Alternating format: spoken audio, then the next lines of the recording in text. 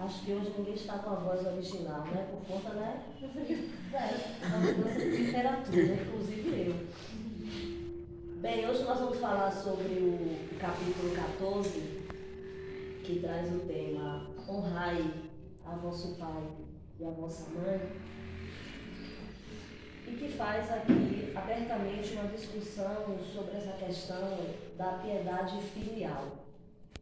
Mas antes da gente entrar diretamente aqui no Evangelho, inclusive é um capítulo bem longo, na verdade, de algumas páginas, então eu, depois de ler tudo, selecionei algumas partes que eu achei mais interessante, até mesmo para não ficar cansativo essa nossa conversa, e a gente poder fazer um pouco de uma reflexão sobre a nossa doutrina e sobre a importância desse capítulo 14. Primeiro é dizer que quando a gente vai falar de pai e de mãe, não tem como a gente não se emocionar. Falar de pai e de mãe, alguns queiram até nem querer pensar nisso, infelizmente, mas se trata também da formação de uma família. E aí, na hora que eu fui falar, eu fui pensar o que dizer aqui e ler o Evangelho, eu senti uma emoção muito grande, porque falar de pai e falar de mãe realmente é muito complicado. E o que é que a doutrina espírita nos mostra para a gente começar essa conversa? Nos mostra abertamente que cada um tem uma família que precisa. Eu cheguei a ver um vídeo, eu assisti alguns vídeos, né, para poder falar aqui, e teve um irmão que disse assim: você tem a família certa. E eu fiquei bastante reflexiva e fui me aprofundando no estudo do Evangelho, no Livro dos Espíritos. Aí lá no Livro dos Espíritos tem assim: aprendamos a piedade filial. Deus, ele foi incrível quando ele projetou a família. E nós temos vários tipos de família, que daqui a pouquinho a gente lá no Evangelho a gente vai entender um pouco melhor sobre essas questões. E o que é família? É dar a oportunidade de uma mulher de forma tradicional, porque daqui a pouquinho a gente vai falar também da evolução da família, da mulher engravidar. E desde tanto tempo atrás, o que é que a mulher precisa para engravidar? Ter um companheiro. Mas nós estamos vivendo uma evolução moderna, que daqui a pouco também vou falar sobre esse assunto. Por que a necessidade de um casal juntos na intimidade engravidar? Porque é necessário que a gente dê a oportunidade de um espírito retornar, para que ele tenha a chance de uma evolução numa escala que todo mundo deseja, que é chegar à escala da pureza. Então, eu fiquei reflexiva. Se as mulheres estão querendo engravidar tão pouco e as famílias estão menores a cada dia, imagine a fila de espírito que está ansioso para estar aqui, para ter a sua oportunidade de viver essa transformação que nós tanto precisamos. Então, quando a gente vai profundo aqui no nosso Evangelho, a gente se depara com todas essas situações. Nós estamos aqui com o nosso corpo e recebemos um espírito que ele veio porque ele precisa viver aqui muitas dificuldades e provações, que é justamente a formação dessa família. Existe a família tradicional, mas a coisa se modernizou a um ponto que a gente sabe que hoje existem várias formas de se ter um filho. Mas antes, diz aqui no mandamento: honrai a vosso pai e a vossa mãe. É uma consequência da lei geral da caridade e do amor ao próximo, visto que não se pode amar o seu próximo aquele que não ama a seu pai e a sua mãe. mas o termo honrai encerra um dever a mais para com eles, o da piedade filial, que lá no Livro dos Espíritos diz: aprendamos a piedade filial. Deus, desta forma, quis mostrar que o amor se deve junto ao respeito, às atenções, o que implica a obrigação de cumprir-se para com eles de modo ainda mais rigoroso tudo que a caridade ordena em relação ao próximo em geral. Esse dever se estende naturalmente às pessoas que fazem às vezes de pai e de mãe e que têm tanto mais mérito quanto menos obrigatório é o seu devotamento. Deus pune sempre com rigor toda a violação deste mandamento. Honrai a seu pai e a sua mãe não consiste apenas em respeitá-los, também assisti-los na necessidade. É proporcionar repouso na velhice, é cercá-los de cuidados, como eles fizeram conosco na infância. E aí eu fiquei estudando e comecei pensando na minha família desde a minha época de infância até a atualidade. E me deparei com uma situação que vou dar como exemplo do que nós acabamos de ler aqui agora, que há muito tempo atrás, quando eu decidi trabalhar em Serrinha, deve ter aí uns 15 anos, talvez, ou mais. E aí as pessoas me faziam uma pergunta constante: ô Vilmara, por que você pega essa estrada todos os dias, sendo que você poderia estar morando lá em Serrinha? Aí eu falei: olha, eu pego essa estrada porque eu me sinto mais confortável sabendo que minha filha, naquela época que era criança, ficava na companhia dos meus pais. Eles estavam cuidando dela. Agora se passaram todos esses anos e o povo continua me fazendo a mesma pergunta: menina, por que se passaram todos esses anos e você insiste, você ainda não mora em Serrinha? Agora a resposta é outra: como é que eu vou morar em Serrinha se eu preciso cuidar dos meus pais idosos? Porque de uma família de 5 filhos, 4 moram em outra cidade. Só tenho eu aqui, sou vizinha deles. Então observe o que é que diz aqui, claramente nesse mandamento: a necessidade da piedade filial. É muito lindo isso, a piedade filial. É verdade que de repente algum ou alguns aqui esteja também reflexivo, né? Porque não tiveram essa história de vínculo direto com o pai e com a mãe, mas o Evangelho não fecha os olhos para isso. Porque o Evangelho diz aqui: é verdade que alguns pais, eles menosprezam os seus deveres e não são para os filhos o que deveriam ser. Mas olha o que diz aqui, forte: é Deus que compete puni-los e não a seus filhos. Não cabe a estes censurá-los, porque talvez hajam merecidos que seus pais fossem assim. Olha o início da nossa conversa. Cada um tem a família que precisa. E aqui insiste em dizer em vários momentos que a gente pode começar dentro do nosso histórico de ser filho, de ter pai e de ter mãe, e de repente não ter tido a família que a gente queria, aquela tradicional, aquela completa e harmoniosa, que a gente deve começar a fazer dentro da família, transformar o mal pelo bem. Não é isso que a gente discute tanto aqui? A caridade? Então vamos começar a trabalhar essa caridade dentro da nossa própria realidade. Tem uma parte aqui que fala, porque o capítulo ele é longo, tem uma parte que diz aqui: quem é minha mãe e quem são meus irmãos? Aí conta aqui nessa história que teve uma época que tinha tanta gente atrás de Jesus Cristo, era uma multidão atrás de Jesus Cristo, que eu não sei como é que ele aguentava. Aliás, eu sei, né? Porque ele é Jesus Cristo. E aí teve um momento que nem a mãe dele, nem os irmãos dele conseguiam gostar, porque era uma multidão na casa dele, todo mundo querendo que Jesus Cristo faça um verdadeiro milagre em sua vida. Aí alguém disse assim para Jesus: tua mãe e teus irmãos estão lá fora e chamam. Aí Jesus Cristo disse, depois que o pessoal falou, ele disse assim, quem é minha mãe e quem são os meus irmãos?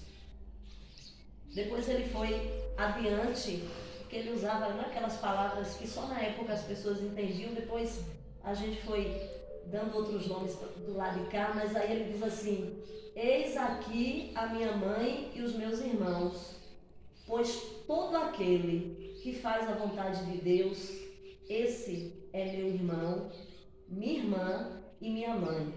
Vocês encontram isso, segundo aqui o Evangelho, em Marcos e em Mateus. Jesus Cristo naquela época, a gente estudando a doutrina agora a gente entende que ele já estabelecia a diferença que existia entre a parentela corpórea e a parentela espiritual. Por isso que quando a gente segue a doutrina, a gente precisa estudar bastante. Porque aqui fala que os laços do sangue não estabelecem necessariamente vínculos entre os espíritos. O corpo procede do corpo, mas o espírito não procede do espírito, porque o espírito já existia antes da formação do corpo. Voltando ao início da nossa conversa, cada um tem a família que precisa ter. E aí, quando a gente fala dessa questão, eu não tive presente em minha vida o meu pai, ou até mesmo eu não tive presente em minha vida a minha mãe. Mas sabe qual é a obrigação dele ou dela? Auxiliar o desenvolvimento intelectual e moral do filho para que ele possa progredir diante do avanço da sociedade. Divaldo Franco fala uma coisa aqui que eu anotei, de hereditariedade social, que bate com essa realidade da doutrina espírita. Porque a gente recebe o espírito e eles constroem a parentela corpórea. Então, o que é que os pais teriam que fazer por cada filho? Preparar o filho para enfrentar as dificuldades quando adultos. Se preparar para o seu campo profissional e até a formação da sua nova família. Mas, infelizmente, existem algumas realidades que não são do jeito que a gente queria, mas a gente precisa não deixar que a ingratidão, que aqui fala agora sobre isso, tome conta dos filhos. É muito complicado para a realidade de muita gente, mas aqui diz que a ingratidão é um dos frutos mais imediatos do nosso egoísmo. Revolta sempre os corações honestos, mas a dos filhos para com os pais apresenta caráter ainda mais odioso. Quando deixa a terra, o espírito leva consigo as paixões e as virtudes inerentes à sua natureza. E ele se aperfeiçoa no espaço, ou permanece estacionado, até que deseja ver a luz. Muitos, portanto, vão nesse momento cheios de ódios, de desejos de vingança. É permitido que alguns deles, mais adiantados, entrevejam uma partícula da verdade e ainda tenham tempo para reconstruírem essa ideia e transformarem a sua vida em caridade. Porque os espíritos chegam nessa oportunidade que eles têm e eles precisam dessa transformação. E a gente aqui, como corpo, precisa ajudar. Sexta-feira no estudo, lá nós tocamos nesse assunto, porque nenhum espírito ele desce, ele pode estacionar. E a gente aqui não pode deixar que isso aconteça. Já que nós estamos aqui vivos, através de um homem, de uma mulher, de um pai, de uma mãe, que ajudou nessa promoção do nosso corpo, deixamos que essa oportunidade que o Espírito teve através de nós, de evoluir. Mas é bem verdade que às vezes nós fazemos coisas que acabam interferindo. E como aqui diz, alguns retornam e infelizmente levando ódios e desejos de vingança. Então a caridade, você pode ler o capítulo inteiro e aí você vai se debater sempre sobre essa questão da caridade. Nos tempos de hoje, nós temos, eu vou deixar por último Divaldo Franco, porque é tudo que a gente precisa ouvir aqui para não ficar muito cansativo. Nos tempos de hoje, nós temos os pais, as famílias tradicionais. Venho de uma família tradicional, mas nós temos aí um avanço. Nós temos, as famílias estão tão modernas que agora tem marido e mulher que cada um mora em sua casa. Querem ter filhos, mas agora tem essa evolução, né? Aí eu sou casada com você mora na sua casa e eu moro na minha. Talvez seja uma forma, né, de não terminar um relacionamento que na atualidade também está bem difícil, mas aí já é outra coisa.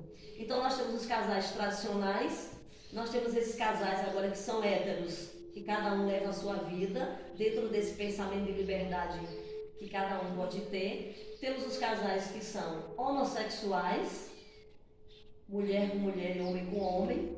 E temos também aqueles casais que são casais de produção independente. Eu posso ser uma mãe solteira, eu posso ser um pai solteiro. Então, em resumo, todo mundo quer ter filho, né? E essa é a oportunidade que esses espíritos que estão nessas longas filas têm de retornarem através da vida dessas relações. Agora chegou um ponto que hoje às vezes não precisa nem o ato sexual, né? O avanço da ciência e dos laboratórios e da medicina, às vezes faz até que não seja tão necessário o contato de carne entre homem e mulher. Mas quando a gente discute família, é uma formação de família, do avanço dessa modernidade, que deixa discussão. É preciso que haja respeito e amor. E quem somos nós para julgar aquele que deseja ter esse segmento na sua escolha de vida para ser feliz? E aí precisamos não deixar de lado os filhos adotivos. Vilmar, você está aqui desde o início falando que o espírito vem, que precisa de um útero, que é para o bebê ser gerado, que é para o bebê nascer, enfim. E os filhos adotivos?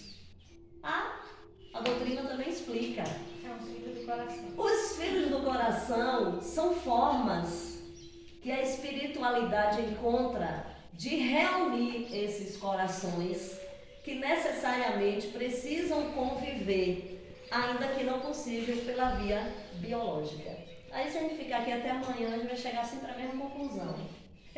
Todos são espíritos que precisam voltar, que se prepararam para essa volta e agora que se deparam com essa consciência nossa de que a gente precisa evoluir e de que a gente não pode deixar de ter gratidão.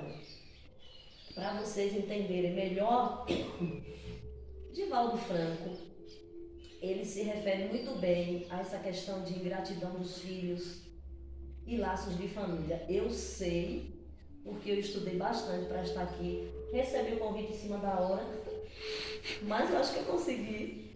E aí, de repente falar aqui é fácil, né? Mas minha realidade é outra. Eu tive problema com meu pai, eu tive problema com minha mãe. Mas olha o que Divaldo Franco diz aqui, ó. Ele fala assim: enquanto tiver mãe e pai, mesmo que não correspondam, ame-os, porque são os grandes tesouros que a divindade colocou em nosso caminho. Ame a mãe, ame ao pai, mesmo que alguns não mereçam. Ela, a mãe, nos deu a vida. Poderia ter interrompido, mas ela não interrompeu. Vale esse amor. O mínimo que podemos fazer, segundo Divaldo Franco, é respeitar o nosso pai e a nossa mãe, mesmo que eles não se respeitem. Nós, como filhos, temos um débito. Aí ele pega e fala da mãe dele, né? Que não ia perder a chance. Divaldo Franco é apaixonado pela mãe dele. Aí ele diz assim, ele diz que ele teve a mãe mais extraordinária, uma mulher analfabeta que lhe deu dignidade, lhe ensinava a amar.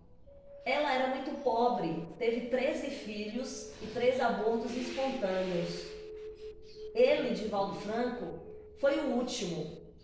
E sua mãe engravidou com 42 anos de idade, já na fase da menopausa, teve algumas complicações na gravidez. E aí o médico disse para a mãe de Divaldo: olha, eu vou lhe dar um conselho, interrompa essa gravidez, porque ela vai ser uma gravidez de risco para a senhora. E a mãe dele respondeu: eu prefiro morrer para que o meu filho viva. Por isso que Divaldo é tão grato. A mãe não desistiu da gestação. Ele demonstra gratidão ao falar da sua mãe e diz que todos os dias, ela já está desencarnada, abrir os olhos, ela já está conversando com ele e pedindo que ele siga em oração por todos os filhos. Aí, o que eu disse que ia comentar aqui do Divaldo, que é interessante para a gente refletir, ele fala assim: nessa época antiética, de um desvalor, são tesouros que Deus colocou em nosso caminho. Talvez alguns não mereçam, mas o problema não é nosso, é delas. Se referindo às mães, cabe amá-las e não competir com elas. Não gaste tempo com o lado negativo da vida. E lembre que nós trazemos um pouco deles. E é verdade, né? Nós somos resultados da hereditariedade do meio social, que eles nos promoveram. Mas do ponto de vista espiritual, ele diz que nós temos um vínculo parecido com eles. Pode ser um vínculo bom e até pode ser um vínculo negativo. Aí ele encerra dizendo: a nós nos cabe amá-los a qualquer preço, e o resto é com Deus. É muito forte essa fala do Divaldo Franco. Em resumo, fala pra gente que nós temos provações a cada dia. Eu sou a prova disso. Eu tenho diversas provações dentro da minha família, mas eu consigo tirar de letra, hoje eu vejo na doutrina, né? E digo para vocês: aproveitem a presença, quem tiver essa condição de estar perto do pai e da mãe. Mesmo que você falte a paciência, porque os idosos quebram a nossa cabeça, mas arrumem tempo para eles. Porque o que eles precisam não é só da questão material de ter que ter dinheiro, até para comprar fralda descartável. Eles precisam de muito mais. Quer ver uma coisa boa que eu faço com meu pai? É sentar com ele e começar a falar de um monte de gente que já desencarnou, com o padre e com o madre dele. É muito legal, entendeu? É muito legal. É dar condição de haver essa interação legal, essa interação de você com o seu filho.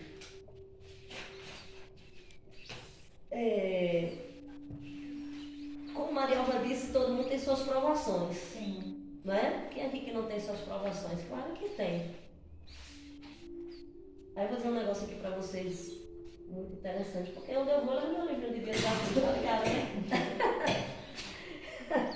É porque eu gosto demais. Nós temos provações, porque cada um tem a família que precisa. Eu faço a cada dia o trabalho de transformação em minha vida. E parece que quando a gente está tentando arrumar a nossa vida, começa a acontecer um monte de coisinha, não é? São as provações.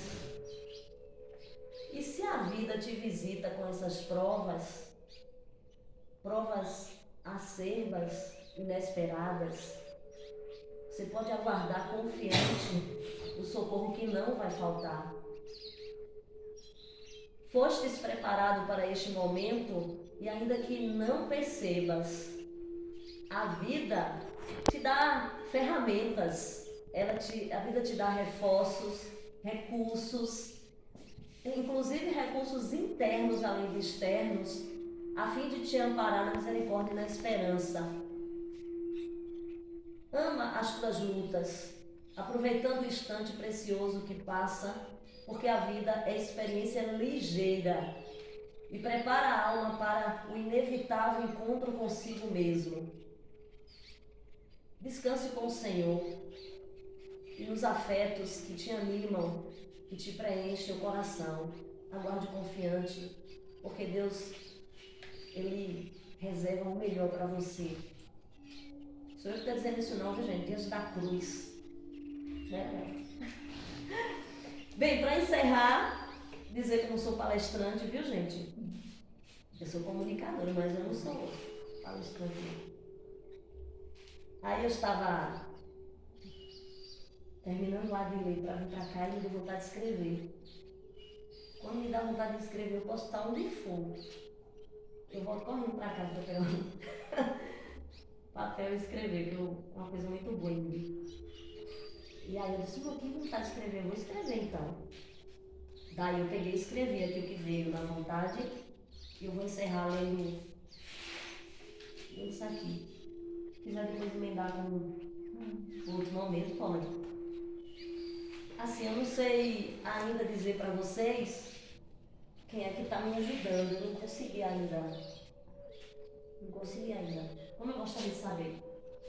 Não, você vai saber. É assim, tipo, quando você dá essa vontade de escrever, quem está do teu lado, quem está te ajudando? Só digo que é uma coisa muito boa, deve ser um anjo muito bom, muito puro. E se a gente está sendo usado para isso, bora aproveitar, porque de repente eu posso ajudar a transformação de tantos espíritos que nós estamos se referindo ainda aqui. Aí fala assim, quem puder fechar os olhos, acho que aproveitar um pouquinho, que é muito lindo, e mexe com o assunto que nós estamos falando aqui hoje, de pai, de mãe, de família, de sentimentos que nem são aqueles que às vezes a gente quer, mas a vida promove, porque nós temos a família que a gente precisa ter aqui. Aí diz assim, o amor, ele supera a fragilidade da dor do relacionamento familiar enraizado de desencontros e amarguras. Cabe a ti se encorajar para dar o primeiro passo. Vá ao encontro de quem te deu a vida e abraça o seu coração para viver a intensidade do sentimento maior do amor de Deus. Nada é por acaso, nada é insignificante. Se vives, é para aproveitar o melhor do seu ser. Não mergulhe no seu íntimo de decepção, porque não vives como desejaríamos todos nós. Cabe a ti superar o seu momento com a significância da caridade que precisa aprender na prática.